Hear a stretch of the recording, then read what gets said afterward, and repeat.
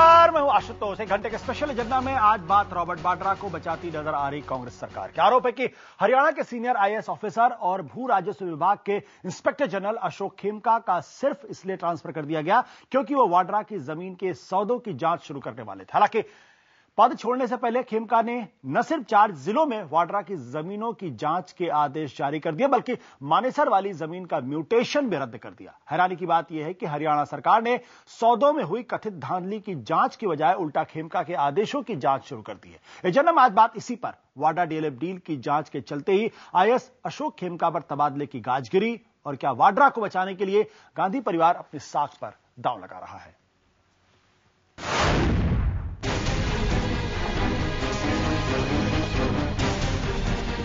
सोनिया गांधी के दामाद रॉबर्ट वाड्रा और डीएलएफ के बीच हुई डील की जांच शुरू होते ही हरियाणा के वरिष्ठ आईएएस अफसर अशोक खेमका का तबादला सवालों के घेरे में। कहा जा रहा है कि वाड्रा डीएलएफ सौदे और भू राजस्व विभाग से खेमका के तबादले के बीच गहरा संबंध है। रॉबर्ट वाड्रा और उनकी कंपनी स्काईलाइट हॉस्पिटैलिटी ने मानेसर में किसानों और दलितों से 3.5 एकड़ जमीन सिर्फ 7.5 करोड़ में खरीदी थी। बाद में वाड्रा ने इसे 58 करोड़ में डीएलएफ को बेच दिया। खेती की इस जमीन का लैंड यूज बदलकर हरियाणा सरकार ने 28 मार्च 2008 को वाड्रा को इस जमीन पर हाउसिंग कॉलोनी बनाने की इजाजत दे दी और सिर्फ 65 दिन बाद ही वाड्रा ने इसे डीएलएफ को बेचने का करार कर लिया। वाड्रा डीएलएफ डील सुर्खियों में आने के बाद हरियाणा के inspector general of registration Ashok Khemka ने जब इस पर सवाल जवाब करना शुरू किया तो 11 अक्टूबर 2012 को खेमका को तबादले का आदेश थमा दिया गया। इसके बाद खेमका 7 दिन से ज्यादा पद पर नहीं रह सकते थे, लिहाजा 12 अक्टूबर को उन्होंने गुड़गांव, फरीदाबाद, पलवल और मेवात में वाड्रा की जमीन के सौदों की जांच के आदेश दे दिए और 15 अक्टूबर को दस्तावेजों के आधार पर मानेसर की जमीन का दाखिल खारिज रद्द कर दिया। It is done on a technical ground that the officer sanctioning the mutation was not authorized or competent to do so.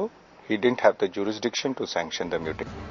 IAS Ashok Khemka के मुताबिक वो नियम कायदों से चलते हैं, लिहाजा उन्हें 21 साल में 40 तबादले झेलने पड़े, यानी औसतन हर साल 2 ट्रांसफर। लेकिन डीजी कंसोलिडेशन के पद से तो उन्हें 3 महीने में ही चलता कर दिया गया। हुड्डा सरकार का दावा है कि खेमका का ट्रांसफर हाईकोर्ट के आदेश के बाद किया गया। The transfer of Mr. Khemka was in compliance with the orders, directions of Honorable High Court, and there is no question of either haste or there is no question of any malice on the part of the government. IBN 7 के पास हुड्डा सरकार के दावों की पोल खोल रही high court के आदेश की ही copy है। 1 अक्टूबर को जारी हाईकोर्ट के आदेश में साफ लिखा है कि डीजी कंसोलिडेशन जैसे वरिष्ठ पद पर तैनात अफसर को स्पेशल कलेक्टर जैसे निचले दर्जे के अफसर का अतिरिक्त प्रभार नहीं दिया जाए।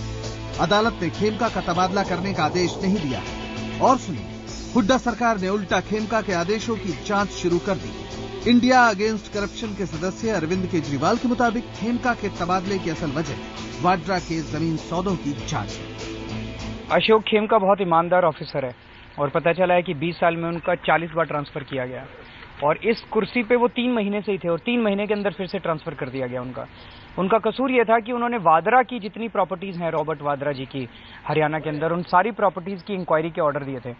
तो क्या ये ऑफिसर को नहीं देने चाहिए, इंक्वायरी नहीं करनी चाहिए? मामला कांग्रेस अध्यक्ष सोनिया गांधी के परिवार से जुड़ा है, लिहाजा खेमका के ट्रांसफर पर राजनीति तेज हो गई है। बीजेपी और ओम प्रकाश चौटाला की पार्टी INLD समेत पूरे विपक्ष ने मामले की जांच की मांग की है। लेकिन सवाल यह है कि क्या वाड्रा डीएलएफ डील से गांधी परिवार की साख पर लग रहा दाग धुल पाएगा? अमित चौधरी, चंडीगढ़, IBN 7। और हमारा एजेंडा साफ है, देश के सामने आया रॉबर्ट वाड्रा जमीन मामले का पूरा सच। बातचीत के लिए हमारे साथ मौजूद है केंद्रीय संसदीय कार्य मंत्री हरीश रावत, जो थोड़ी देर हमारे साथ जुड़ेंगे, बीजेपी नेता Bhupendra Yadav, India against corruption के सदस्य प्रशांत भूषण। इसके अलावा कुछ देर में हमारे साथ जुड़ेंगे हरियाणा के सीनियर आईएएस अशोक खेमका और पूर्व कैबिनेट सचिव TSR सुब्रमण्यम। आप लोगों का स्वागत है। प्रशांत जी, जिस तरीके से आज पूरे मामले में खेमका का ट्रांसफर हुआ, आप उसको क्यों जोड़कर देख रहे हैं कि वो सिर्फ चूंकि रॉबर्ट वाड्रा के मामले की जांच कर रहे थे इस वजह से उनका ट्रांसफर हुआ? शाम को चीफ सेक्रेटरी का बयान आता है, उनका कहना है ये हाईकोर्ट का एक ऑर्डर था, उस ऑर्डर के कंप्लायंस के तहत ये किया गया है। देखिए, 3 चीजों से यह साफ है। पहली बात तो उनका ट्रांसफर 80 दिन में कर दिया गया, जबकि उस पोस्ट में टेन्योर 2 साल का है। जी। सरकार जो दलील दे रही है कि हाईकोर्ट के आदेश पर दिया गया, ये बिल्कुल झूठी दलील है। हाईकोर्ट का ऑर्डर आपने सुन लिया, वो तो ये बोला था कि उनको वो स्टैंप ऑफिसर जैसे जूनियर पोस्ट पर नहीं तैनात किया जा सकता। डायरेक्टर जनरल रजिस्ट्रेशन और कंसोलिडेशन से उनका तबादला करने के लिए बिल्कुल नहीं बोला था उनको, बल्कि हाईकोर्ट ने यह बोला था कि इतने वरिष्ठ अधिकारी जो कि डायरेक्टर जनरल रजिस्ट्रेशन और कंसोलिडेशन है, उसको एक छोटी पोस्ट, नीचे की पोस्ट नहीं दी जा सकती। उस पोस्ट से वो चार्ज उनसे ले लिया जा सकता था, लेकिन जिस पोस्ट से उन्होंने ये आदेश दिए हैं डायरेक्टर जनरल रजिस्ट्रेशन और कंसोलिडेशन, उससे तबादले का कोई हाईकोर्ट ने ऑर्डर नहीं किया था। तो ये झूठी दलील हरियाणा गवर्नमेंट की तरफ से दी जा रही है। तीसरी बात यह है कि उनका तबादला रॉबर्ट वाड्रा के जमीन के डील्स पर जैसे ही वो इंक्वायरी शुरू करते हैं, उस पर पूछताछ शुरू करते हैं, उसके तुरंत बाद रात में 10 बजे उनको ये ट्रांसफर ऑर्डर सर्व किया जाता है। तो इस वजह से ये बिल्कुल साफ है कि इनका तबादला रॉबर्ट वाड्रा की इंक्वायरी ना करा पाए, रॉबर्ट वाड्रा के जमीनों की डील्स की, इसलिए किया गया है। बट लेकिन प्रशांत जी, आप गंभीर आरोप लगा रहे हैं, क्योंकि चीफ सेक्रेटरी जो होता है वो राज्य का सबसे बड़ा नौकरशाह होता है, और आपके मुताबिक वो जो बात कह रहे हैं वो गलत कह रहे हैं, झूठ कह रहे हैं। यानी हाईकोर्ट का ये ऑर्डर नहीं है, वो न जाने क्यों इस ऑर्डर को कोर्ट कर रहे हैं। आप बहुत गंभीर आरोप लगा रहे हैं।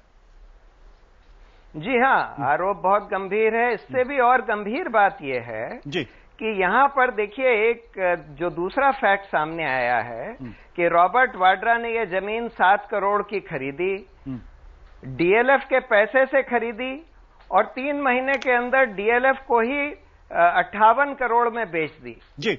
यानी उनको 50 करोड़ से ज्यादा का मुनाफा डीएलएफ करवाती है। और क्यों इतना उसका जमीन का दाम 7 करोड़ से 58 करोड़ क्यों हो जाता है? डीएलएफ कहती है क्योंकि इस बीच में उसका लैंड यूज बदल जाता है। अब लैंड यूज कैसे बदल जाता है इतनी जल्दी से और कॉलोनाइजेशन के लिए? क्योंकि रॉबर्ट वाड्रा उस ट्रांजैक्शन में इन्वॉल्व हैं, और रॉबर्ट वाड्रा की जो सास हैं वो हरियाणा सरकार के जो मुख्यमंत्री हैं उनके ऊपर बैठी हैं। तो इस वजह से ये साफ है कि रॉबर्ट वाड्रा को डीएलएफ 50 करोड़ देती है अपनी इन्फ्लुएंस लगाकर लैंड यूजर चेंज कराने के लिए। इसका और कोई तात्पर्य नहीं है। आपको लगता है? और इस वजह से इसमें तहकीकात होनी चाहिए थी। वो तहकीकात तो छोड़िए, हरियाणा सरकार कहती है कि कोई तहकीकात हम नहीं करेंगे। यहाँ के केंद्र के फाइनेंस मिनिस्टर चिदम्बरम साहब कहते हैं इसमें कोई तहकीकात की जरूरत नहीं है, किसी भी इनकम टैक्स की या कोई और तहकीकात की। और उल्टा जो एक ईमानदार अफसर तहकीकात दूसरे कुछ छोटे मुद्दों पर शुरू करता है कि भाई इसका रजिस्ट्रेशन कैसे कर लिया गया, किस ऑफिसर ने इसका रजिस्ट्रेशन किया, उसको अथॉरिटी थी कि नहीं थी, उसका तुरंत आप रात में 10 बजे तबादला कर देते हैं। ये तो यही मंशा दिखा रहा है कि हरियाणा सरकार यहां तक उतर आई है मतलब कि आपको किसी तरह से इसमें तहकीकात ना होने पाए। मतलब जो भी अफसर जुर्रत करे। आप पूरी गंभीरता के साथ कह रहे हैं कि एक चीफ सेक्रेटरी जो है झूठ बोल रहे हैं, दूसरा रॉबर्ट वाड्रा को बचाने की कोशिश। भूपेंद्र जी, जो बात प्रशांत भूषण जी कह रहे हैं उससे आप मुतमईन है या आपको लगता है कि वहां भी कुछ पूरी पॉलिटिक्स हो रही है? नहीं, इसमें पॉलिटिक्स का कोई विषय ही नहीं है। इस देश के सामने जो सबसे बड़ी बात अभी यूपीए सरकार के समय में जो घोटाले खुल के आ रहे हैं, क्या हम एक ऐसे देश की ओर जा रहे हैं जो बनाना रिपब्लिक बनने जा रहे हैं? क्या हम एक ऐसे देश की ओर जा रहे हैं जहां क्रॉनिक कैपिटलिज्म है? क्योंकि ये बात एकदम बहुत सही तरीके से जो आज तथ्यों के और जो इस ऑर्डर को पढ़ने के बाद आती है कि क्या कारण है कि 12 फरवरी को जो जमीन खरीदी गई श्री रॉबर्ट वाड्रा की कंपनी के द्वारा, उसी जमीन में ऐसा क्या कारण था कि वो जब डीएलएफ को बेचने का करार 3 जून को हुआ तो 58 करोड़ की हो गई। 50 करोड़ का बेनिफिट इसलिए हुआ की एक शक्तिशाली परिवार के जुड़े हुए व्यक्ति ने खरीद कर उसका लैंड यूज चेंज करा। मैं प्रश्न ये है कि आप जो लैंड यूज चेंज कर रहे हैं, क्या उसमें कोई पारदर्शिता की नीति है या भाई भतीजावाद है? वो दूसरी बात, इसका जवाब देना होगा, और इसको जो उजागर करेगा उस अफसर को आप बदल दोगे, वो दूसरी बात। लेकिन इसमें एक महत्वपूर्ण मसला ये है कि हरियाणा सरकार का ये कहना है कि 11 अक्टूबर को उनका ट्रांसफर हो जाता है और 12 तारीख को इन्होंने जांच के इस डील को कैंसिल करने का आदेश दिया है। यानी कहीं ना कहीं खेमका भी बहुत क्लीन इस पूरे मसले पे नहीं। अगर आपका ट्रांसफर हो गया तो ट्रांसफर होने के बाद आप क्यों इस पे पचड़े में टांग अड़ा रहे हैं? हरियाणा सरकार तो ये तथ्य जब लेकर के आई है जब सार्वजनिक रूप से है। बट ये फैक्ट, प्रश्न तो इससे फैक्ट, अब आप सुनिए, ये फैक्ट नहीं है क्या कि इस केस में 25 फरवरी तक उन्होंने संबंधित जिला कलेक्टर को सारे दस्तावेज पेश करने को रिपोर्ट के साथ कहा है? क्या ये फैक्ट नहीं है कि जिस कंसोलिडेशन अफसर ने कार्रवाई करी उसको वो पावर थी या नहीं थी? क्या ये फैक्ट नहीं है कि जमीन जिस बढ़े हुए दाम से की गई, जिस बढ़े हुए दाम से जमीन का हस्तांतरण करके उसका म्यूटेशन किया गया, क्या वो वेरिएशन फैक्ट नहीं है? इन फैक्ट की जांच कौन करेगा? जब इन फैक्ट देखिए, इसका ये मतलब नहीं कि विधि सम्मत कार्रवाई जो आईएएस ऑफिसर है वो ना करे। इसका मतलब तो हरियाणा सरकार के लिए ये हो गया कि कड़वा कड़वा मतलब थू और मीठा मीठा गप, जो उनको अच्छा लगेगा वो ठीक होगा और जो तथ्य जनता के संज्ञान में आएंगे वह हरियाणा सरकार अपना हाथ उठाएगी। मैं एक बात को यहां ये कहना चाहता हूं कि उस दिन हरियाणा सरकार के HSIDC के अफसर कह रहे थे कि हरियाणा का भूमि अधिग्रहण कोई खराब नहीं हुआ। 1989 के वजीराबाद के एक्विजिशन के जो प्राइस है सुप्रीम कोर्ट के ऑर्डर के बाद आज तक किसानों को नहीं मिले। 1997 के मानेसर के प्राइस नहीं मिले। भूपेंद्र जी जो बात गवर्नेंस है, ये तो आप गवर्नेंस के बारे में बात करें, यही गवर्नेंस है, हरियाणा का भ्रष्टाचार। मैं दूसरा सवाल उठा रहा हूं प्रशांत जी, सवाल आपसे भी है कि सवाल इस बात को लेकर है कि जिस शख्स का ट्रांसफर 11 तारीख को हो गया वो 12 तारीख को ऑर्डर क्यों कर रहा है लैंड डील कैंसिल करने की, और क्यों कह रहा है कि म्यूटेशन जो है ये गलत हुआ है? नहीं, देखिए, वो तो ये बता रहे हैं कि जब तक वो चार्ज हैंडओवर नहीं करते जी तब तक वो उस पद पर तैनात हैं। अगर उनको रात में 10 बजे कोई ट्रांसफर ऑर्डर सर्व किया जाता है और उसके खिलाफ उन्होंने रिप्रेजेंटेशन दिया है और तब तक उनका चार्ज हैंडओवर नहीं हुआ है तो वो उस पद पर अगर कोई जरूरी काम होना है तो उसको कर सकते हैं। तो उनको अगर ये लगा और सही लगा कि यहाँ पर बिल्कुल गैर कानूनी ढंग से ये म्यूटेशन किया गया था तो उसको वो रद्द कर सकते थे, जो कि उन्होंने किया। बट क्या आपको नहीं लगता है कि जो व्यक्ति एक आईएएस ऑफिसर हैं उसके बाद सुबह वो कैमरे पर आते हैं और कैमरे पे आने के बाद जिस तरीके से बात करें, पानी सिर के ऊपर निकल चुका था और जमीन बेचकर नहीं चल सकता, तो चूंकि उनका ट्रांसफर 11 तारीख को शाम रात 10 बजे हुआ तो अगले दिन बदले की कार्रवाई के तहत उन्होंने ये कार्रवाई की। क्या इसमें आपको डिसऑनेस्टी नहीं लगती है?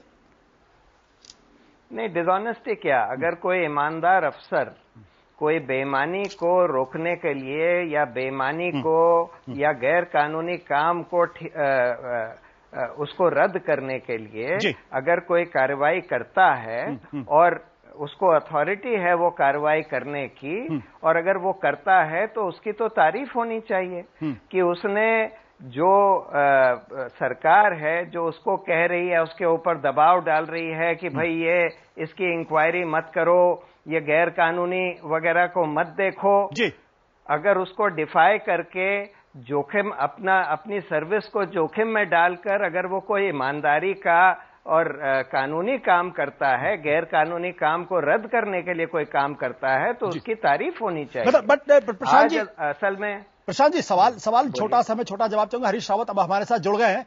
क्या ये लीगली टेनेबल है क्या कि अगर आपको ट्रांसफर ऑर्डर मिल रहा है और अगले दिन आप कर सकते, क्या वो अपने कानून के अधिकार क्षेत्र में रहकर उन्होंने काम किया है? हाँ, मेरी राय में कानून के अधिकार क्षेत्र में रहकर काम किया है, क्योंकि जब तक वो अपना चार्ज नहीं हैंड ओवर करते तब तक वो अपना काम कर सकते हैं। बिल्कुल। हरीश रावत जी हमारे साथ। हरीश रावत जी, अभी आपके आने के पहले प्रशांत जी और भूपेंद्र जी, प्रशांत जी का साफ तौर पे कहना है कि हरियाणा की सरकार खेमका के ट्रांसफर के मसले पर झूठ बोल रही है, हाईकोर्ट का जो ऑर्डर है उसको मिसकोट कर रही है, मिसरिप्रेजेंट कर रही है। आप क्या कहेंगे इस पे?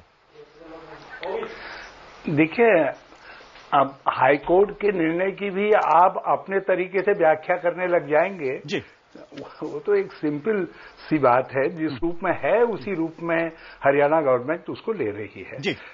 रहा सवाल अधिकारी ने जब आपको ट्रांसफर ऑर्डर मिल रहा है जी, और ट्रांसफर ऑर्डर एक नॉर्मल कोर्स में हुआ है और वरिष्ठ अधिकारियों का ट्रांसफर गवर्नमेंट लेवल पर होते रहता है, तो आप उस पोस्ट से जाना नहीं चाहते हैं और आप अपने को हीरो सिद्ध करने के लिए कुछ ऑर्डर करते हैं, तो यदि इस तरीके का कंडक्ट इतने बड़े स्तर पर रहेगा तो मैं समझता हूं कि ऐसे आदेशों का कोई औचित्य नहीं है और उससे इरादा बिल्कुल साफ जाहिर होता है कि वो जाना नहीं चाहते थे और उसके लिए अपने लिए ग्राउंड बना रहे हैं। सर, दो बातें हैं। पहली बात, मैं आपके सामने ये हाईकोर्ट का ऑर्डर है जो मैं आपके सामने पढ़ देना चाहूंगा। इसका जो ऑपरेटिव पार्ट है वो नीचे लिखा हुआ है, let government take a decision, जो ये खेमका के मसले पर है, let government take a decision as early as possible to either give charge to some officer who can competently exercise the powers of a special collector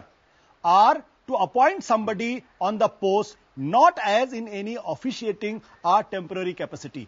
Khemka का यह कहना था कि उनके पास जो स्पेशल कलेक्टर्स के पावर दिए गए थे या जो चार्ज दिया गया था उसके तहत अगर वो कोई कार्रवाई करते तो उसकी जो अपीलेट जो डीसी के पास जाती वो उनसे जूनियर होता और इनके लिए ठीक नहीं होता। इसको उन्होंने हाईकोर्ट में चैलेंज किया तो कहा था कि मुझे इस पद से मुक्त कर दिया जाए, जिसके जवाब में हाईकोर्ट ने कहा कि भाई इन्होंने जो बात कही वो सही कही है, इसलिए ऐसे व्यक्ति को पद पर रखा जाए जो उस पद के उपयुक्त हो, यानी जो स्पेशल कलेक्टर उस पद के उपयुक्त हो, और अगर ऐसा नहीं है तो कम से कम टेम्परेरी ऑफिशिएटिंग कैपेसिटी में नहीं होना चाहिए।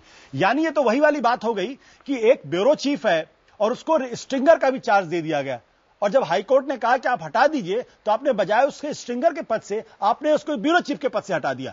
तो इससे लगता है कहीं ना कहीं गड़बड़ी है। आप क्या कहेंगे इस बारे में कि मिसकोट किया जा रहा है हाईकोर्ट का ऑर्डर? देखिए, गवर्नमेंट ने अपने तरीके से जो उचित समझा वो कदम उठाया जी।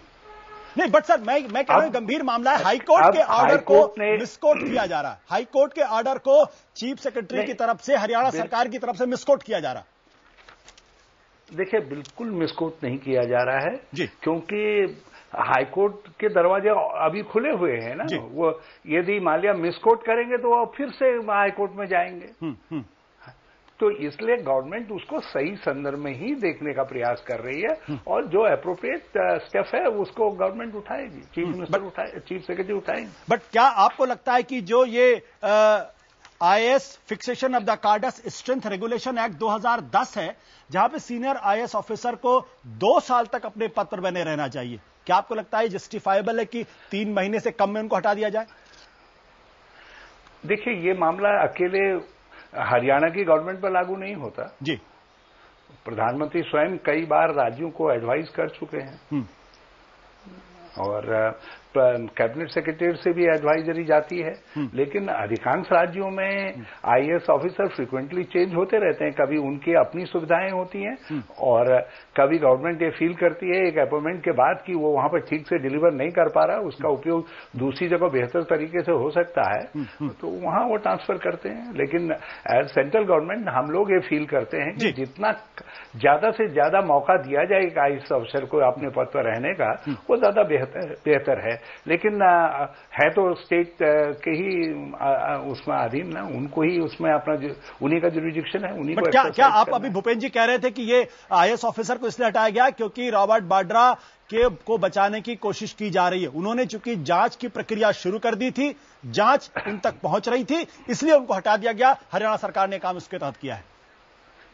देखिए, भूपेंद्र जी तो कल ये कहने लग जाएंगे कि हरियाणा गवर्नमेंट को तब तक कोई काम करना ही नहीं चाहिए, क्योंकि वो कोई भी कदम उठाएंगे तो वो डीएलएफ के खिलाफ जो उन्होंने आवाज उठाई है वो उसको नलीफाई करने के लिए किया जा रहा है। इसका मतलब है हरियाणा गवर्नमेंट हाथ पर हाथ रख करके बैठ जाए, कोई कदम उठाए नहीं जो है। ये तो नॉर्मल गवर्नेंस के मामले हैं, इसको नॉर्मल रूप में ही लेना चाहिए। हरीश रावत जी, मैं सारी बातों को नॉर्मल रूप में लेना चाहता हूं और मैं सारी बातें नॉर्मल रूप में लेना चाहता हूं, लेकिन आप इस केंद्र सरकार के एक बड़े मंत्री हैं और हरियाणा सरकार में आप प्रभाव रखते हैं। हरियाणा में ऐसी कितनी जमीनें हैं जो केवल 3 महीने के अंदर अंदर जो 7 करोड़ से 50 करोड़ की बन गई हो? बताइए, या आप श्वेत पत्र जारी कर दीजिए कि हरियाणा में ये 4 एकड़ जमीन के अलावा ऐसी और कितनी जमीनें हैं जो 4 महीने में जिनमें वृद्धि 50 करोड़ की हुई है? जी भूपेन जी, हरीश जी, मैं आपको रोकूंगा। इस वक्त हमारे साथ खुद अशोक खेमका हमारे साथ जुड़ गए हैं। अशोक जी, पहली बात यह है कि क्या आपका जो ट्रांसफर हुआ है वो इसलिए हुआ है क्योंकि आपने रॉबर्ट वाड्रा वाली जमीन के मसले पर आपने कार्रवाई शुरू कर दी थी?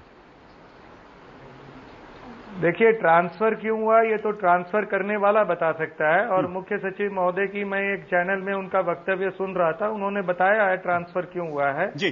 तो हरियाणा सरकार की ओर से ट्रांसफर किया हुआ, उन्होंने खुद एक वक्तव्य दिया है, तो उसको मान लेना चाहिए। नहीं, आपकी क्या राय, क्योंकि आपके आज सुबह से पूरे देश के अंदर हलचल मची हुई है कि आपका ट्रांसफर इसलिए किया गया क्योंकि रॉबर्ट वाड्रा के मामले में आपने कार्रवाई शुरू की, क्योंकि आपसे जुड़ा हुआ मसला है। दिन भर से राजनीतिक गलियारों में हड़कंप है, तूफान मचा हुआ है। आपकी राय महत्वपूर्ण है इस मसले पे। देखिए, 12 अक्टूबर को मैंने एक पत्र लिखा था मुख्य सचिव महोदय को, जिसमें मैंने अपनी आशंका जाहिर की थी। उसमें एक शिकोपुर गांव था जी। उसका ऑर्डर 15 तारीख का है, अगर आप देखेंगे। और 12 तारीख को जब रजिस्ट्रेशन की, जब मैं इंक्वायरी स्वतः ही कर रहा था एज इंस्पेक्टर जनरल रजिस्ट्रेशन जी, और 11 तारीख को कुछ वाकया हुआ जिसकी वजह से शायद मुझे आशंका थी कि 11 तारीख की रात 10 बजे घर पे मेरे ऑर्डर दिए गए। तो मैंने अंजाम देने के लिए 12 तारीख को ये कह दिया रजिस्ट्रार को, जो मेरे मातहत काम करते थे, कि आप खुद ही रजिस्ट्रियां देखें और कंप्यूटर से सारी आ जाती है, ये 10 मिनट का काम है। डेटा चाहिए आपको कि हर ट्रांजैक्शन की कलेक्टर वैल्यू कितनी है और कितने वैल्यू पर रजिस्ट्री हुई, और अगर अंडर वैल्यूएशन है तो आप 47A में कलेक्टर को भेजिए, वो इस पर जुर्माना लगाएगा और अंडर वैल्यूएशन की जो पैसे हैं उसकी वसूली करेगा। तो वो ऑर्डर तो मैं कर दिया था और मुख्य सचिव को प्रतिवेदन दिया कि मेरे ट्रांसफर ऑर्डर चूंकि वैधानिक नहीं है, विधान में 2 साल का मिनिमम टेन्योर गारंटीड है, मुझे 2 साल आप दीजिए। और मैं वेट किया। शिकोपुर का चूंकि ये चकबंदी के अधीन था, यहाँ पर एक सील डीड मैंने देखी जो मुझे लगी कि ये चकबंदी के दौरान ये ठीक नहीं थी, इसका परमिशन लेना चाहिए था। तो मैंने इसमें जो देखा उसमें से कुछ चीज मैंने लिख करके, क्योंकि म्यूटेशन एक अधिकारी ने किया था जिसको अधिकार क्षेत्र नहीं था, उसका अधिकार क्षेत्र नहीं था म्यूटेशन सैंक्शन करने का, और ये मेरे पावर थी कि ऐसी कोई इलीगैलिटी हो तो मैं उसको सेट असाइड कर दूं धारा 42 में। मैंने उस ऑर्डर को सेट असाइड कर दिया धारा 42 में। बट मेरा सवाल अभी भी यह है कि चूंकि आपको 11 तारीख को रात 10 बजे आपको ट्रांसफर ऑर्डर मिला, मैं सही कह रहा हूं? हाँ, बिल्कुल सही है। और अगले दिन 12 तारीख को आपने जो है ऑर्डर को सेट असाइड कर दिया, सही है ये? नहीं, 12 तारीख को मैंने रजिस्ट्रेशन की इंक्वायरी के ऑर्डर जारी कर दिए कि चूंकि अब मैं नहीं कर पाऊंगा, ठीक है, तो रजिस्ट्रार कर लेंगे और जो सही चीज है वो निकाल करके इस दफ्तर में अगले अधिकारी को पेश कर देंगे, देश के आगे सामने आ जाएगा। मतलब खेमका जी, आपने अगले दिन जो है जांच की कार्रवाई शुरू कर दी, जबकि एक दिन पहले आपको ट्रांसफर का ऑर्डर मिला हुआ था। और आज सुबह में आपका नहीं, जांच की कार्रवाई मैंने 8 तारीख को शुरू की थी, 8 अक्टूबर को शुरू की थी, और 8 अक्टूबर को शुरू की थी। 11 अक्टूबर को कुछ वाकया हुआ, क्योंकि ये डेटा नहीं आ रहा था मेरे पास, ये सॉफ्ट डेटा सेंट्रल सर्वर में आना था, वो नहीं आ रहा था, वो रोक दिया गया था। तो 11 तारीख को मेरी बात हुई, मैंने शायद ज्यादा डांट दिया कि क्यों नहीं आप डेटा दे रहे हैं। तो 11 तारीख को रात 10 बजे मेरा तबादला हो गया। तो फिर मैंने ऑर्डर से, वो मुझे धारा 69 में पावर है इंक्वायरी ऑर्डर करने के लिए, तो मैंने इंक्वायरी ऑर्डर कर दी धारा 69 में, खेमका जी करके नीचे वालों को दे दिया। मतलब मैं 2 बातें आपकी बातें समझ पा रहा हूं। एक, आपने रॉबर्ट वाड्रा के मसले पर या इससे जुड़े हुए मसलों पर 8 अक्टूबर से आपने जांच की प्रक्रिया शुरू की, समझ रहा हूं, सही बात? दूसरी बात, प्रक्रिया शुरू की, जब आपने इस मसले पर डेटा मांगने की बात कही, आंकड़े मांगे, तो आपको वो डेटा नहीं मिले, सही बात है? बिल्कुल सही है, बिल्कुल सही है। उसके बाद शाम को 10 बजे के आसपास आपका ट्रांसफर हो जाता है, सही कह रहा हूं मैं? रात के 10 बजे, बिल्कुल ठीक है। तो क्या ये तीनों, और उसके बाद अगले दिन आप जो है कहीं ना कहीं पूरे ऑर्डर को सेट असाइड करते हैं 12-13 के आसपास, तो ये चारों चीजें जुड़ी हुई हैं आपस में। यानी अगर आप रॉबर्ट वाड्रा के मसले पर जांच की शुरुआत नहीं करते तो आपका ट्रांसफर नहीं होता।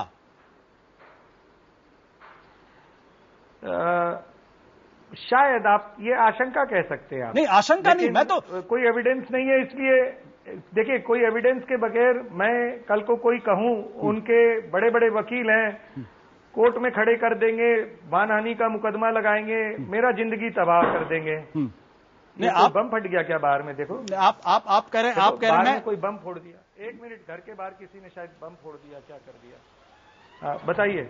नहीं खेमका जी, मतलब जो बात है, मैं आपकी बात समझ गया हूं बुरी तरीके से। अब जरा मुझे यह समझाइए कि जो ये हाईकोर्ट का ऑर्डर है, इस हाईकोर्ट के ऑर्डर में कहा गया, चीफ सेक्रेटरी ने यह कहा है कि चूंकि हाईकोर्ट के ऑर्डर के तहत आपका तबादला किया गया, ये उन्होंने कहा चीफ सेक्रेटरी ने। और मैं जितना इस ऑर्डर को समझ पाया हूं, मैं एक बार फिर आपके लिए पढ़ दे रहा हूं, आप बताइए क्या इस ऑर्डर के तहत आपका तबादला किया गया है? Let government take a decision as early as possible to either give charge to some officer who can competently exercise the powers of a special collector or to appoint somebody on the post not as in any officiating or temporary capacity। यानी director general के पद से हटाने का कोई आदेश इस high court के order के तहत मुझे समझ में नहीं आता। नहीं है, नहीं है।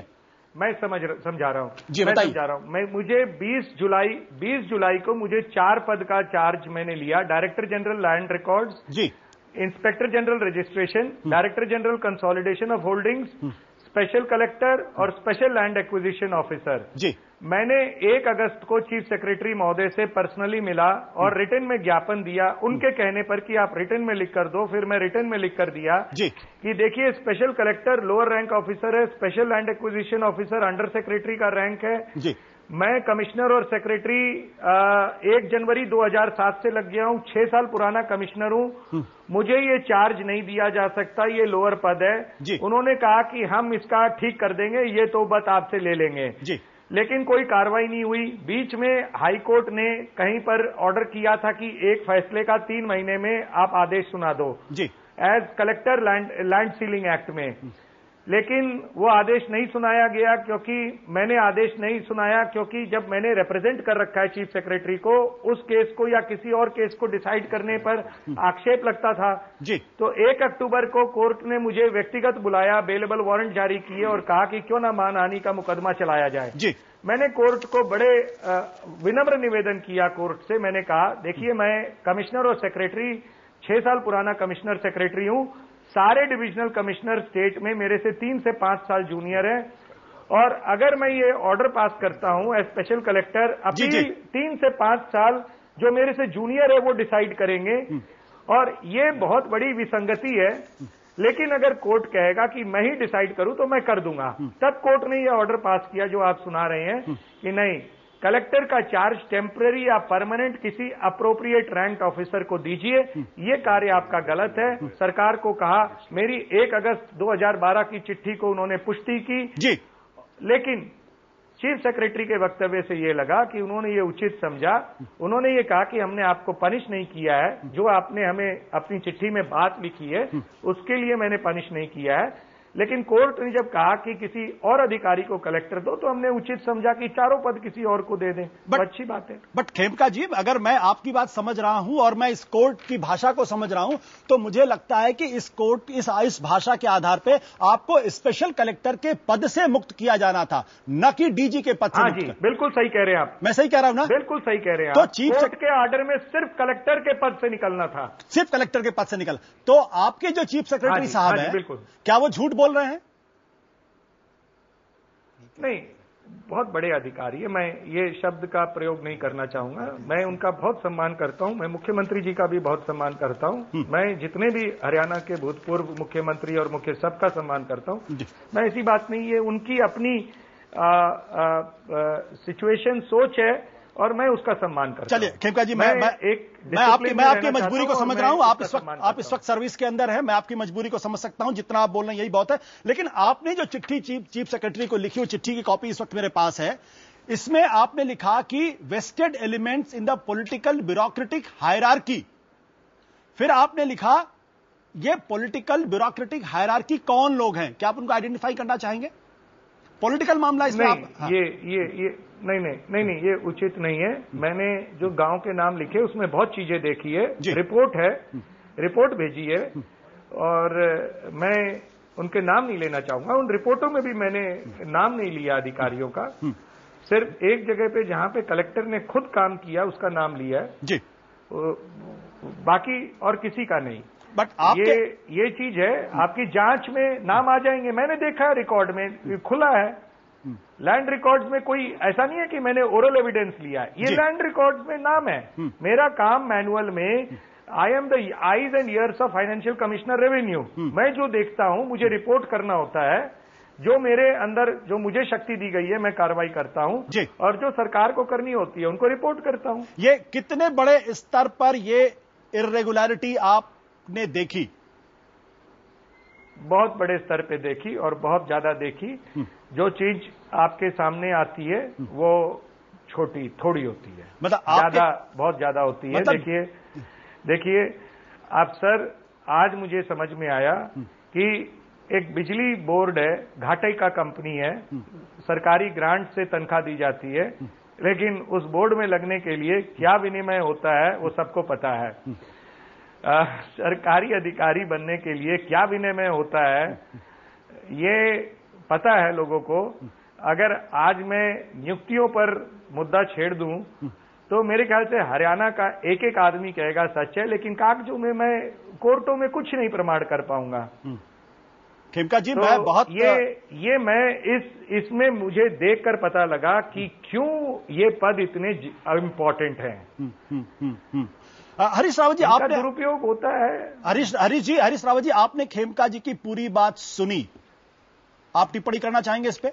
जी देखिए, मैं एक अधिकारी का बहुत सम्मान करता हूं, उनको जो सेफगार्ड प्राप्त हैं संविधान में, उनका भी बड़ा सम्मान करता हूं, लेकिन अधिकारी की एक मर्यादा होती है, और मुझे बिल्कुल साफ तौर पर दिखाई दे रहा है कि श्री खेमका उस मर्यादा को तार तार कर रहे हैं। और ये भी बिल्कुल साफ है कि हाई कोर्ट ने जो ऑर्डर किया, उस ऑर्डर के तहत सरकार के सामने कोई वो नहीं बचा था कि वो श्री खेमका को किसी दूसरी जगह स्थानांतरित कर दे, क्योंकि जो उनको कलेक्टर के अधिकार दिए गए थे उस पर हाईकोर्ट ने आपत्ति प्रकट की थी। बट हरीश जी, और श्री खेमका स्वयं अपने लेटर में कह चुके हैं कि वो बहुत वरिष्ठ स्तर के अधिकारी हैं। अब वो किन सर्कमस्टेंसेज में वो ऑर्डर जारी हुआ मैं नहीं कह सकता, लेकिन दो बातें बिल्कुल साफ हैं। एक तो जो उन्होंने कहा कि उन्होंने 8 तारीख से कार्रवाई इनिशिएट कर दी थी, उसके कोई प्रमाण नहीं है। प्रमाण यदि किसी चीज के मौजूद हैं तो उस समय जब उनका ट्रांसफर ऑर्डर आता है तो उस ट्रांसफर ऑर्डर के बाद वो 2 कदम उठाते हैं। एक तो एक म्यूटेशन को कैंसिल करते हैं, जिसमें वो कलेक्टर के रूप में अपने अधिकार का उपयोग करते हैं, जिसके विषय में स्पष्ट रूप से डायरेक्टर कंसोलिडेशन, कलेक्टर नहीं, डायरेक्टर कंसोलिडेशन नहीं। हरीश रावत जी, आप गलत कह रहे हैं, डायरेक्टर कंसोलिडेशन। चलिए, मैं आप ही की बात मान लेता हूं, डायरेक्टर कंसोलिडेशन के रूप में आप अपने अधिकार का उपयोग करते हैं। कागजी बात है हरीश रावत जी, मैं झूठ नहीं बोलता। जी, आप कागज की बात करिए। मैंने रावत जी, मैंने आपसे कहीं नहीं कहा कि आप झूठ का प्रयोग ना करें। मैं झूठ का बिल्कुल प्रयोग नहीं कर रहा हूं, और मैं ना आपको झूठा साबित करने की कोशिश कर रहा हूं। मैं केवल इतना ही बहुत विनम्रता से कह रहा हूं कि आपके काम के कोई भी कार्रवाई आपने इनिशिएट की है, जो 2 कार्रवाई आपने अभी बताई, वो दोनों जो है 11 तारीख को जब आपका ट्रांसफर ऑर्डर आता है तो उसके बाद जो है आप वो कार्रवाई इनिशिएट करते हैं, और आपने वही कार्रवाई इनिशिएट नहीं की है। आपने जो पत्र चीफ सेक्रेटरी को लिखा, जो एक गवर्नमेंट कॉरेस्पॉन्डेंस है, जो एक गोपनीय पत्राचार है, उसको आपने सार्वजनिक भी किया।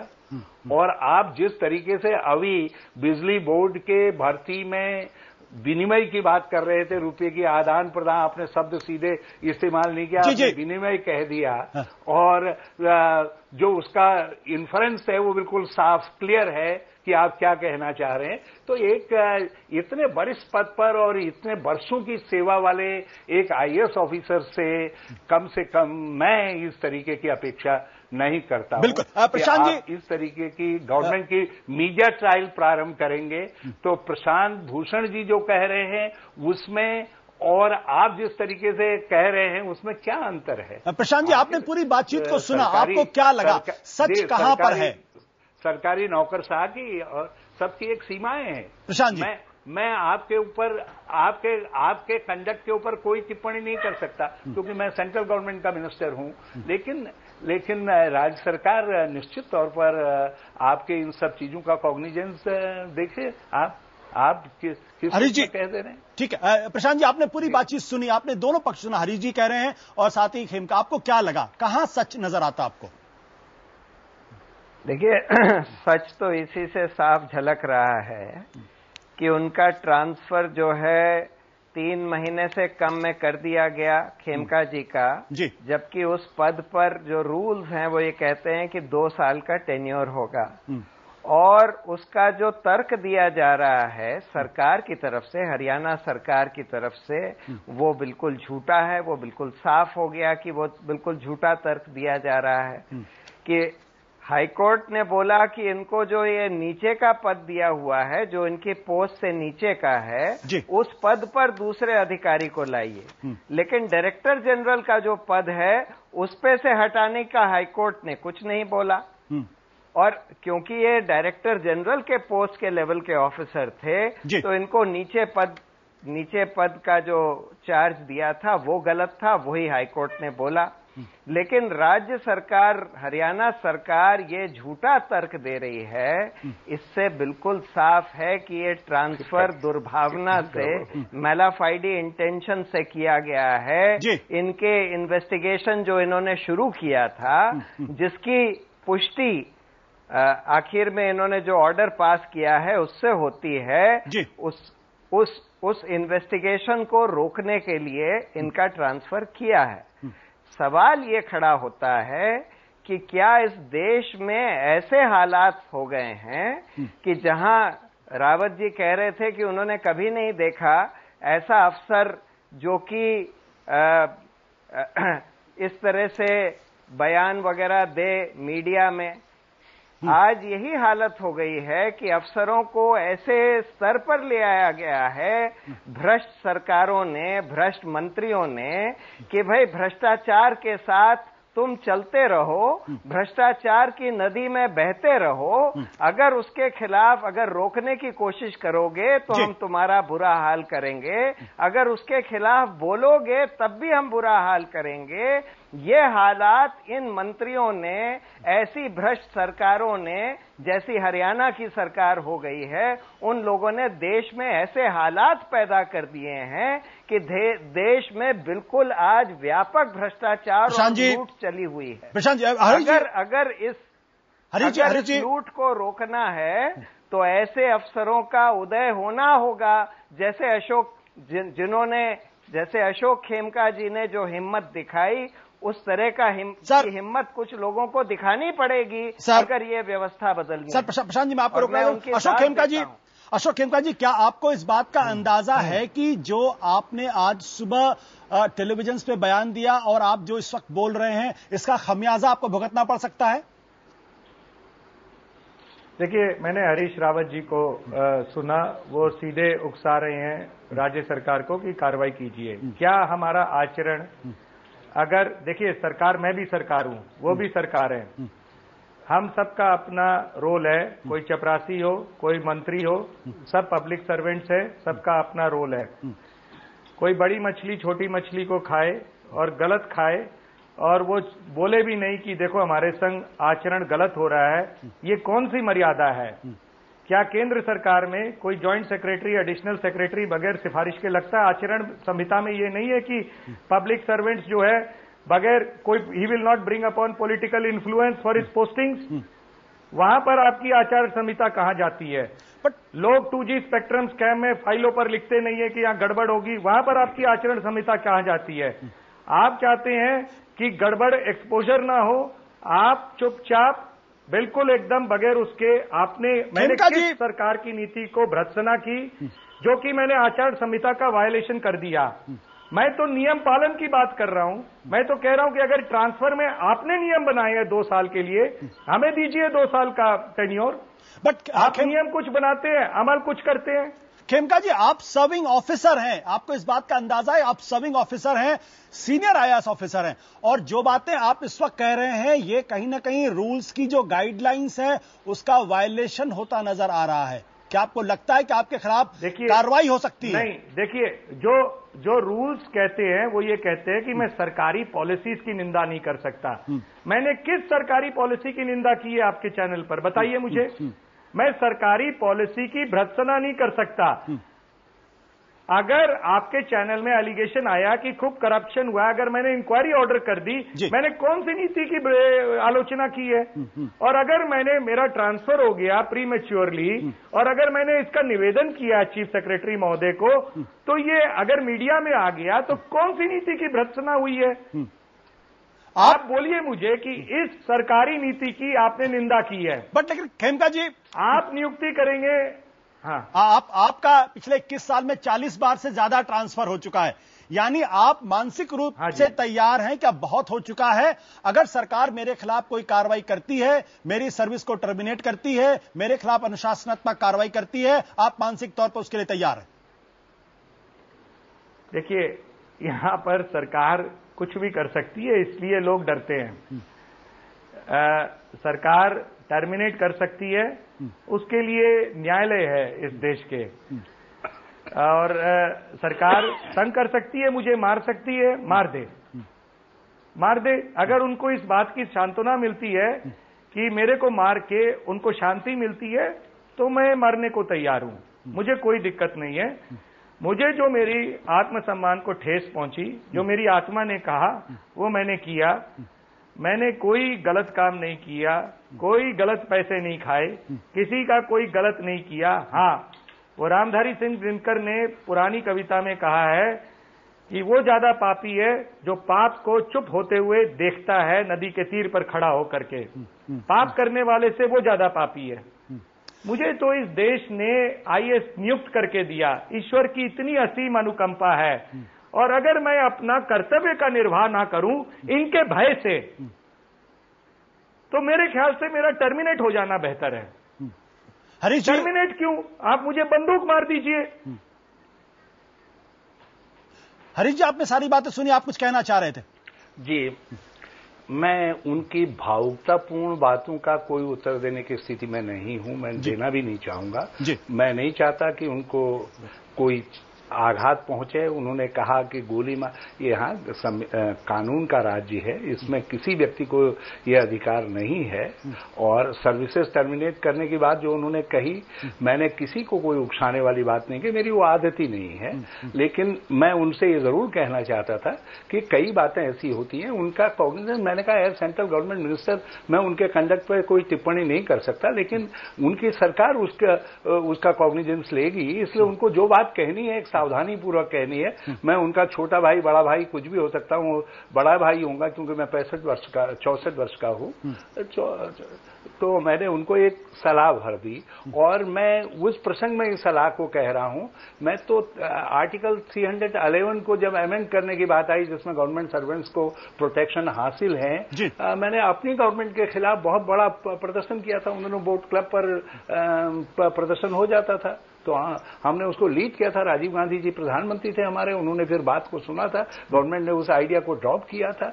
तो मैं तो उन लोगों में से हूं, और हम गवर्नमेंट सर्वेंट को, लेकिन अब जिस तरीके की बातें उन्होंने कह दी कि सेंट्रल गवर्नमेंट में कोई जॉइंट सेक्रेटरी एंड ऊपर एवं कोई बिना किसी सिफारिश के, बिना उसके नियुक्त नहीं होता। देखिए, हमारी ब्यूरोक्रेसी का बहुत शानदार इतिहास है और शानदार परंपराएं हैं। उनको एक वरिष्ठ अधिकारी ही, वो स्वयं एक वरिष्ठ अधिकारी है, इस तरीके से डिग्रेड करने की कोशिश करे, ये बहुत ही दुखद बात है, बहुत दुखद बात है। मैं मैं प्रशांत भूषण जी से भी निवेदन करूंगा कि वो भी कृपा करके उनको जरा सा समझाएं, उनकी बात यदि सुन रहे हो। और जो उन्होंने कहा कि उनके भाई आपने कलेक्टर को हटाने के लिए, कलेक्टर नया नियुक्त करने की बात कही, आपने उनको क्यों हटा दिया? देखिए, कोई भी ऑर्डर पीसेज में नहीं होता, और स्टेट गवर्नमेंट ने उसको किस रूप में पढ़ा, इंटरप्रेट किया, उसके अनुसार कदम उठाए। अब उससे खेमका जी इतने हर्ट हो गए कि उन्होंने एक के बाद एक कदम उठाने शुरू कर दिए, और मैं समझता हूं वो इमोशनल स्ट्रेस में है इस समय।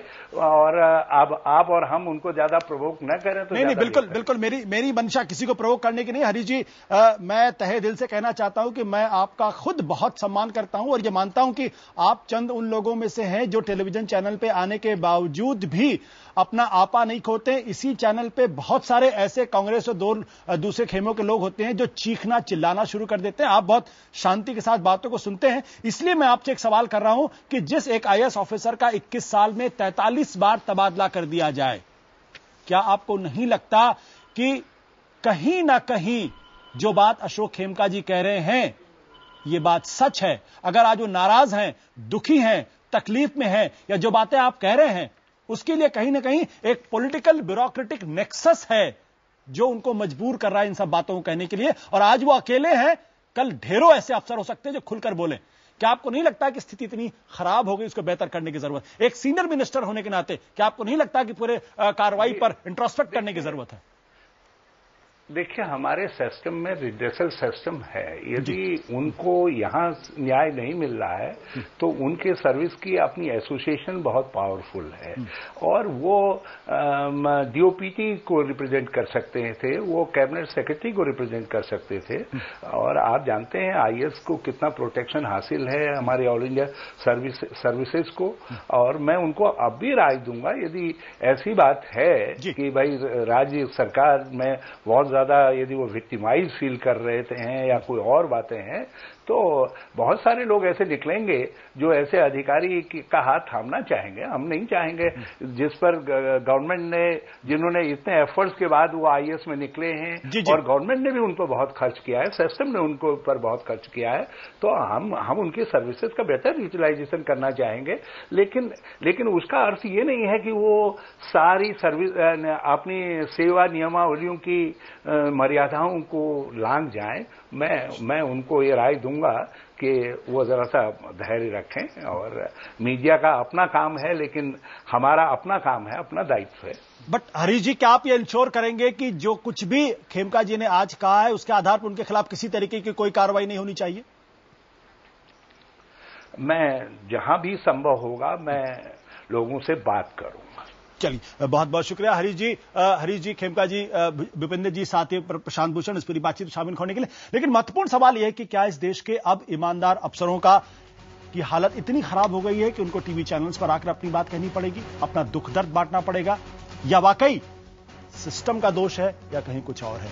ये भारतीय लोकतंत्र पर और भारत की राजनीति पर एक बहुत बड़ी टिप्पणी है। इसको ठीक करने की जरूरत है। अगर ठीक नहीं हुआ तो हालात कहां जाएंगे कोई नहीं जानता। IBNCo.com पर हमने सवाल पूछा था, क्या रॉबर्ट वाड्रा के खिलाफ जांच के चलते हरियाणा के आईएएस अशोक खेमका पर तबादले की गाज गिरी? 93% दर्शकों ने कहा है हां। जी हां, 93% लोगों ने कहा हां, जबकि 7% दर्शकों ने कहा, यानी ज्यादातर दर्शक मानते हैं वाड्रा के खिलाफ जांच के चलते ही आईएएस अफसर खेमका पर तबादले की गाज गिरी। आप भी दे सकते हैं अपनी राय, शामिल हो सकते हैं IBNCo.com की इस बहस में। आज बस इतना ही।